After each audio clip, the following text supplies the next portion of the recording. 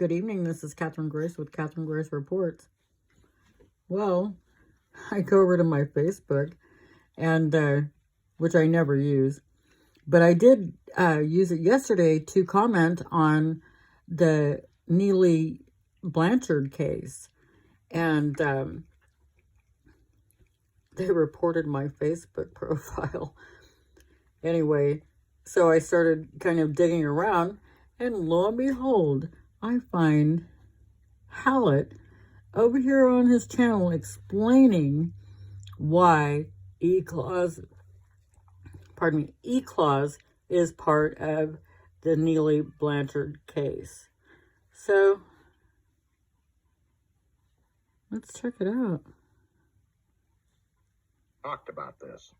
So, I've just covered the fiduciary elements. I know I have to keep it short or he's going to report my oath of office, which is right here, right? Mandatory. Don't have a choice on this. Notice who the parties are to this case. Now, we can go into the all caps and all that stuff. We'll horse around with all that later. That's not why we're here. Why are we here? We're here to discuss parties to this case. This is the one I was talking about on last night's Kirk's Law Corner. For the record, Neely gave them the paper that E-Clause says that you're supposed to give them. The lady that did the live saying that Neely had been arrested, Katie, whatever her name is, she said that they gave the police that paper.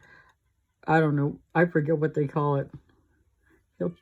Oh, Chris will probably talk about it now.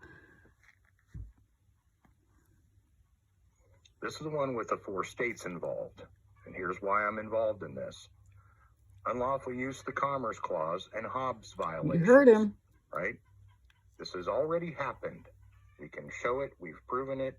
Hence prove the negative, yada, yada, yada. But notice that Florida, South Carolina, Georgia, and Kentucky are the 4 cases subject to this case. So, anybody in those 4 states, pay attention, because this is where it's going to get good. Now, when I reported this, because my home base is here in Florida, right? Obviously, it went to the state legislature here as well, right? It's to be disseminated to the other states via the parliamentarian, right? We've discussed this. So, hence the reason whether the parliamentarian came from Florida or whether it comes from Washington is irrelevant. These states should have been served, if they were not, via congressional service, right? So, this is the use of the Republic to redress. Notice how he says right after every comment that he makes, right? Courts. He wants everybody to affirm that in their head every time he says something. So it's programming you, right? Established my involvement and why the hell you asked me about, why am I not going after CPS and this and that? Well, I have been going after them aggressively, and this is the case that does that. So we're going to kind of jump into this a little bit, and now that we've established, I'm going to break this up because it might be less likely that they can do something with my YouTube channel if I break it up.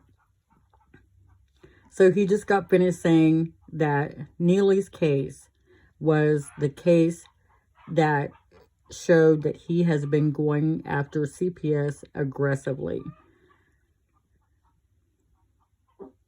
Right.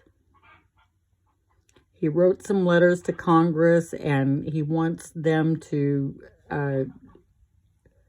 do what he says. He and the rest of them, they're all trying to rewrite the law.